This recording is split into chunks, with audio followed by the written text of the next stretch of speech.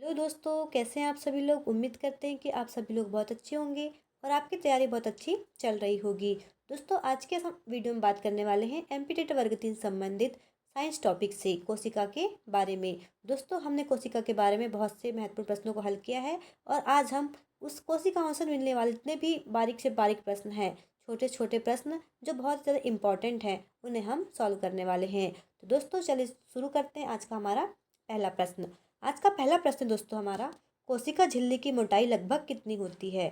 इसके ऑप्शंस हैं 1 micron, second option है 5 नैनोमीटर, थर्ड है 7 से 10 नैनोमीटर और चौथा ऑप्शन है 10 नैनोमीटर। तो दोस्तों, इसका करेक्ट आंसर हो जाएगा 7 से 10 नैनोमीटर। तो दोस्तों, आपको यह ध्यान रखना है कि कोशिका झिल्ली की मोटाई लगभग कितनी होती है। यह होती है 7 से 10 नैनोमीटर।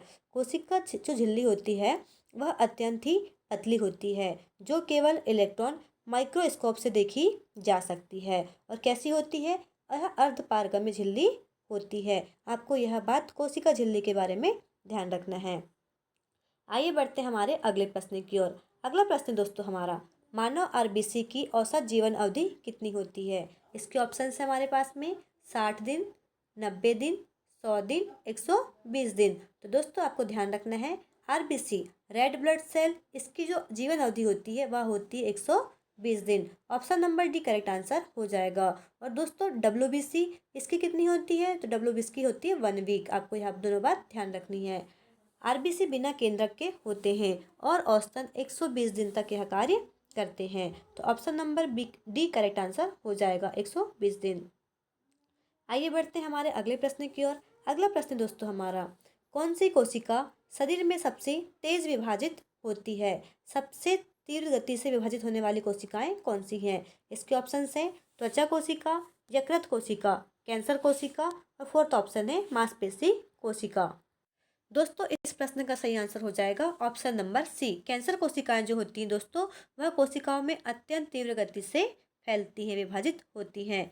यह अनियंत्रित गति से विभाजित होती हैं। यही कारण है कि इन जो बहुत ज़्यादा खतरनाक हो रहा है कैंसर, हर जगह काफ़ी केस देखने को मिल रहे हैं कैंसर के, क्योंकि इस कैसी होती है, इसकी गति अनियंत्रित होती है।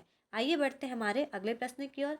अगला प्रश्न है हमारा, किस जंतु की कोशिकाएं रक्त कोशिकाएं आरबीसी अंडाकार होती हैं। इसके ऑप्शंस हैं मनुष्य, मेंढक, घोड़ा, शेर। तो दोस्तों, जंतु की रक्त कोशिकाएं आरबीसी अंडाकार किसकी होती है, यह होती है मेंढक की। Option number B correct answer हो जाएगा दोस्तों। उभयचर जैसे मेंढक में अंडाकार और केंद्रयुक्त आरबीसी होते हैं। उभयचर क्यों, क्योंकि यह जल और स्थल दोनों जगह रहते हैं। तो ऑप्शन नंबर हमारा जो बी है वह करेक्ट आंसर हो जाएगा। आइए बढ़ते हैं हमारे अगले प्रश्न की ओर दोस्तों। अगला प्रश्न है हमारा, कोशिका का कौन सा भाग अनुवांशिक पदार्थ को नियंत्रित करता है। इसके ऑप्शन हैं साइटोप्लाज्म, राइबोसोम, केंद्रक और माइटोकॉन्ड्रिया। तो दोस्तों, कोशिका का कौन सा भाग है, वह है केंद्रक। Option number C correct answer हो जाएगा। केंद्रक में डीएनए मौजूद होता है जो वंशानुगत गुणों को नियंत्रित करता है। तो option number C correct answer हो जाएगा। आइए बढ़ते हैं हमारे अगले प्रश्न की ओर। अगला प्रश्न दोस्तों हमारा, कोशिका का कौन सा अंग केवल पादप कोशिकाओं में पाया जाता है। इसके ऑप्शन है राइबोसोम, माइटोकॉन्ड्रिया, क्लोरोप्लास्ट या फिर केंद्रक। तो दोस्तों, कोशिका का जो सबसे ऐसा अंग जो सिर्फ पादप कोशिकाओं में पाया जाता है वह है क्लोरोप्लास्ट। यह जंतु कोशिकाओं में नहीं पाया जाता है। यह प्रकाश संश्लेषण में सहायक होता है और जंतुओं में नहीं पाया जाता है। तो option number C correct answer हो जाएगा। अगला प्रश्न दोस्तों हमारा, सबसे पहले जीवित कोशिका किसने देखी थी। इसके ऑप्शन है रॉबर्ट हुक, लिवेनहॉक, थर्ड है स्वान और फोर्थ है विर्चो। तो दोस्तों, सबसे पहले जीवित कोशिका किस वैज्ञानिक द्वारा देखी गई थी, यह देखी गई थी ल्यूवेनहॉक के द्वारा। ऑप्शन नंबर भी करेक्ट आंसर हो जाएगा। उन्होंने सूक्ष्मदर्शी से बैक्टीरिया जैसे जीवों को देखा था जो जीवित कोशिकाएं थी। तो option number B correct answer हो जाएगा, ल्यूवेनहॉक। नेक्स्ट क्वेश्चन दोस्तों हमारा, सबसे बड़ी कोशिका कौन सी है जिसे आंखों से भी देखा जा सकता है। इसके ऑप्शन है हमारे पास में मछली की कोशिका, सेकंड ऑप्शन है मेंढक की त्वचा कोशिका, थर्ड है शुतुरमुर्ग का अंडा और फोर्थ है मानव यकृत कोशिकाएं। तो दोस्तों इसका करेक्ट आंसर हो जाएगा शुतुरमुर्ग का अंडा। Option number C correct answer हो जाएगा। यह जो कोशिका है यह बिना सूक्ष्मदर्शी से दिखाई देने वाली सबसे बड़ी कोशिका होती है। आइए बढ़ते हैं हमारे अगले प्रश्न की ओर दोस्तों। अगला प्रश्न है हमारा, कौन सी कोशिका बिना केंद्रक के भी कार्य करती है? इसके ऑप्शन है माइटोकॉन्ड्रिया, आरबीसी, न्यूरॉन, त्वचा कोशिका। तो दोस्तों आरबीसी में केंद्रक नहीं होता है, तो करेक्ट आंसर हो जाएगा आरबीसी। फिर भी केंद्रक नहीं होता, फिर भी यह शरीर को ऑक्सीजन प्रदान करता है, शरीर में ऑक्सीजन होती है। Option number B correct answer हो जाएगा। नेक्स्ट क्वेश्चन दोस्तों हमारा, कौन सी कोशिका झिल्ली अर्धपारगम में होती है? तो इसका करेक्ट आंसर हो जाएगा ऑप्शन नंबर डी। उम्मीद है कि आपको यह क्वेश्चन अच्छे से बन जाएगा। Option number D correct answer हो जाएगा। यह केवल कुछ ही पदार्थों को अंदर बाहर जाने देती है, इसी को हम अर्धपारगम्य भी कहते हैं। आइए बढ़ते हैं हमारे अगले प्रश्न की ओर। अगला प्रश्न दोस्तों हमारा, मानव शरीर की सबसे मजबूत कोशिकाएं कौन सी होती हैं? इसके ऑप्शंस हैं मांसपेशी कोशिकाएं, अस्थि कोशिकाएं, त्वचा कोशिकाएं और लास्ट ऑप्शन है रक्त कोशिकाएं। तो दोस्तों सबसे अधिक मजबूत कोशिकाएं होती हैं वह होती है हमारी अस्थि कोशिकाएं। Option number B correct answer हो जाएगा। ये हड्डियों को बनाती है दोस्तों और शरीर की सबसे कठोर कोशिकाएं मानी जाती हैं। Option number option number B correct answer हो जाएगा। अगला प्रश्न दोस्तों हमारा, किस कोशिकाओं को ट्रैफिक कंट्रोलर ऑफ सेल कहा जाता है? ट्रैफिक कंट्रोलर ऑफ सेल हम किसे कहेंगे? इसके ऑप्शंस है माइटोकॉन्ड्रिया, केंद्रक, गोल्गी निकाय, राइबोसोम। तो दोस्तों करेक्ट आंसर हो जाएगा गोल्गी निकाय। इसे हम क्या कहेंगे? Traffic controller of cell. यह पैकिंग, ट्रांसपोर्ट और श्रवण को नियंत्रित करता है, यह इसका कार्य है। आइए बढ़ते हैं हमारे अगले प्रश्न की ओर। अगला प्रश्न दोस्तों हमारा, कौन सा अंगक कोशिका में जल और अपशिष्ट को संग्रह करता है? इसके ऑप्शन है हमारे पास में दोस्तों वैक्यूम, साइटोप्लाज्म, केंद्रक, लाइसोसोम। तो दोस्तों आपको ध्यान रखना है, वैक्यूम एक ऐसी कोशिका है जो जल और अपशिष्ट को संग्रह करके रखती है। तो वैक्यूल अंग ऐसा है कोशिका में जो जल और अपशिष्ट को संग्रह करके रखती है। यह कोशिका का भंडारण केंद्र भी होता है, जिसमें विशेष रूप से पादप कोशिकाओं में यह प्रमुख रूप से पाया जाता है। Option number A correct answer हो जाएगा। अगला प्रश्न दोस्तों हमारा, किस अंग को कचरा निस्तारण संयंत्र वेस्ट डिस्पोजल यूनिट कहा जाता है? तो इसके करेक्ट ऑप्शन है दोस्तों गोल्गी निकाय, माइटोकॉन्ड्रिया, लाइसोसोम, राइबोसोम। तो दोस्तों lysosome option number C correct answer हो जाएगा। इसे हम कचरा नियंत्रण संयंत्र या फिर वेस्ट डिस्पोजल यूनिट कहा जाता है। कचरा निस्तारण संयंत्र के नाम से हम जानते हैं लाइसोसोम को। यह अपशिष्ट और मृत अंगों को नष्ट करता है, इसलिए हम इसे सुसाइड बैग या आत्महत्या की थैली भी कहते हैं। Option number C correct answer हो जाएगा। अगला प्रश्न दोस्तों हमारा, कोशिका में डीएनए और आरएनए दोनों किस अंग पाए जाते हैं? तो यह होते हैं राइबोसोम, माइटोकॉन्ड्रिया, न्यूक्लियस, केंद्रक। तो करेक्ट आंसर हो जाएगा माइटोकॉन्ड्रिया में। माइटोकॉन्ड्रिया में आरएनए और डीएनए दोनों होते हैं। आइए बढ़ते हैं अगले प्रश्न की ओर। अगला प्रश्न दोस्तों हमारा, कौन सी कोशिकाएं जीवन भर विभाजित नहीं होती हैं?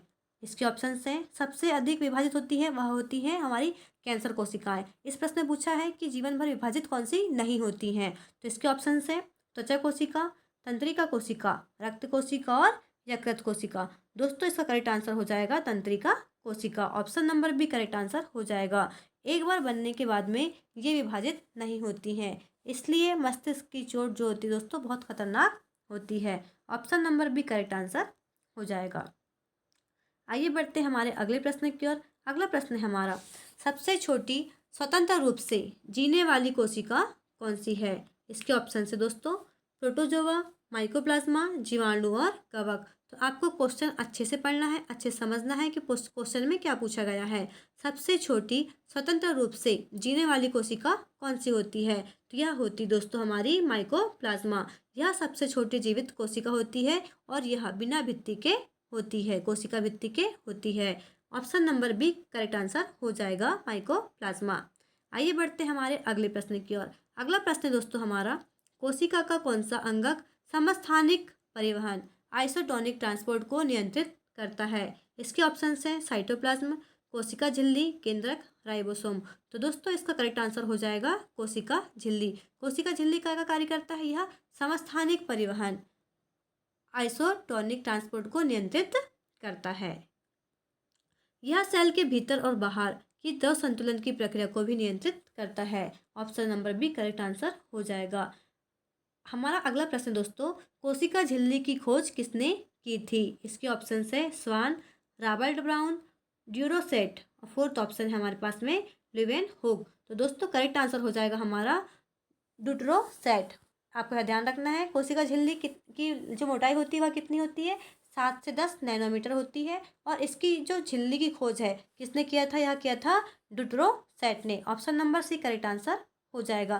कब की थी? 19वीं सदी में ड्यूरोसेट ने कोशिका झिल्ली की उपस्थिति को बताई थी। तो option number C correct answer हो जाएगा।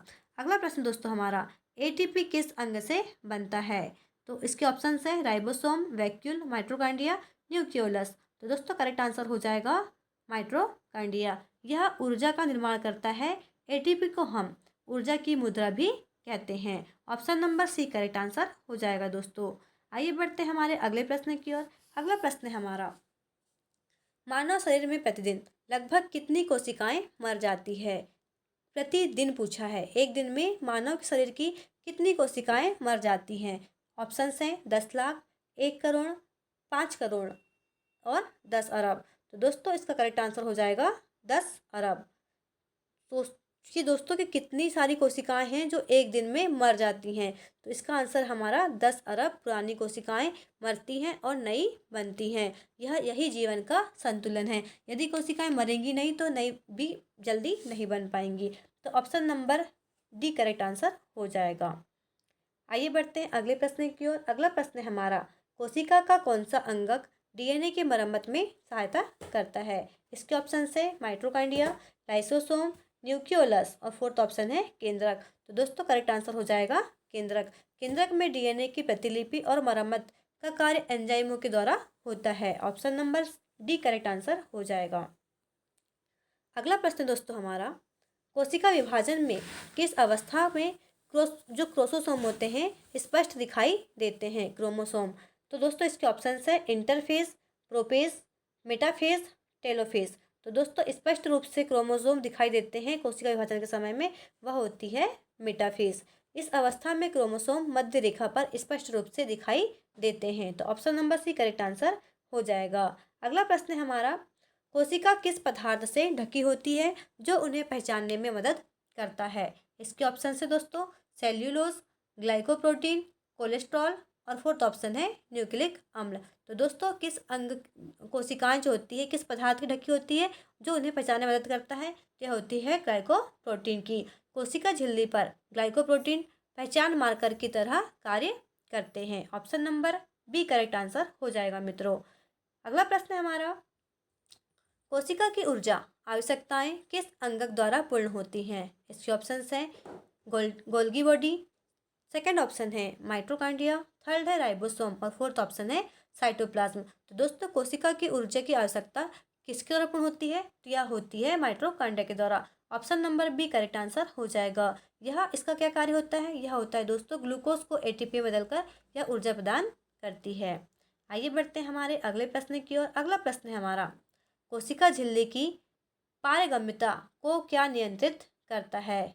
इसके ऑप्शन हैं प्रोटीन, आरएनए, लिपिड द्विपरत और फोर्थ ऑप्शन है एटीपी। तो दोस्तों कोशिका झिल्ली की परंपरागत को क्या नियंत्रित करता है? यह करता है लिपिड द्विपरत। पारगम्यता को यह नियंत्रित करता है। कोशिका झिल्ली मुख्यतः फास्फोलिपिड की द्विपरत से बनी होती है जो अर्धपारगम्य होती है। Option number C correct answer हो जाएगा। अगला प्रश्न दोस्तों हमारा, कोशिकाएं सबसे पहले किन जीवों में देखी गई थी? इसके ऑप्शन हैं वनस्पति, जंतु, जीवाणु, कवक। तो सबसे पहले देखी जाने वाली जो जीव है वह है वनस्पति। रॉबर्ट हुक ने सबसे पहले कोशिकाएं देखी थी कार्क पेड़ की छाल में। आइए बढ़ते हैं अगले प्रश्न की ओर दोस्तों। अगला प्रश्न है हमारा, कोशिका में होने वाली सभी क्रियाओं को कौन नियंत्रित करता है? इसके ऑप्शन हैं साइटोप्लाज्म, केंद्रक, माइटोकॉन्ड्रिया, राइबोसोम। तो दोस्तों कोशिकाओं में होने वाली सभी क्रियाओं को केंद्रक के द्वारा नियंत्रित किया जाता है। Control central of the cell केंद्रक को कहा जाता है। अगला प्रश्न है हमारा, पादप कोशिकाओं में केंद्रक कहाँ स्थित होता है? इसके ऑप्शन है मध्य में, झिल्ली के पास, कोशिका भित्ति में, वैक्यूम के किनारे। तो दोस्तों पादप कोशिकाओं में जो केंद्रक होता है वह कहाँ होता है? वैक्यूल के किनारे। Option number D correct answer हो जाएगा। बड़ी वैक्यूल की उपस्थिति के कारण केंद्रक कोना पकड़ लेता है, तो यह होता है वैक्यूल के किनारे। आइए बढ़ते हैं हमारे अगले प्रश्न की ओर। और अगला प्रश्न हमारा आज की वीडियो का अंतिम प्रश्न होगा, कोशिका के प्रोटीन के ट्रांसपोर्ट का कार्य कौन करता है? इसके ऑप्शन हैं लाइसोसोम, सेकेंड ऑप्शन है rough endoplasmic reticulum, third option दोस्तों वैक्यूल, और फोर्थ ऑप्शन है हमारे पास में साइटोप्लाज्म। तो दोस्तों करेक्ट आंसर हो जाएगा रफ एंडोप्लाज्मिक रेटिकुलम। यह प्रोटीन के ट्रांसपोर्ट का कार्य करता है। RER पर राइबोसोम लगे होते हैं, जिसे हम RER मतलब रफ एंडोप्लाज्मिक रेटिकुलम, इसमें किसमें लगे होते हैं? राइजोप्लाज्म में, राइबोसोम में लगे होते हैं और यह प्रोटीन को बनाकर ट्रांसपोर्ट का कार्य करते हैं। तो दोस्तों आज का यह हमारा अंतिम प्रश्न था। दोस्तों यदि आपको हमारे क्वेश्चंस अच्छे लग रहे हो, समझ में आ रहे हो, तो हमारे चैनल को लाइक और सब्सक्राइब अवश्य करें, ताकि हमारी कोशिश रहेगी कि हम आगे भी जो भी वीडियो लेके आएँ आपके लिए बहुत अच्छे प्रश्नों को लेके आएँ जो आपकी परीक्षाओं के लिए बहुत महत्वपूर्ण होंगे। हम यही कोशिश करते हैं कि जितना अच्छा हम कर सके आपके लिए लेके आएँ। तो दोस्तों शुरू से लेके अंत तक बने रहे, सभी वीडियो को अच्छे से पूरा देखें और आगे के वीडियो के लिए चैनल को सब्सक्राइब करना ना भूलें। धन्यवाद।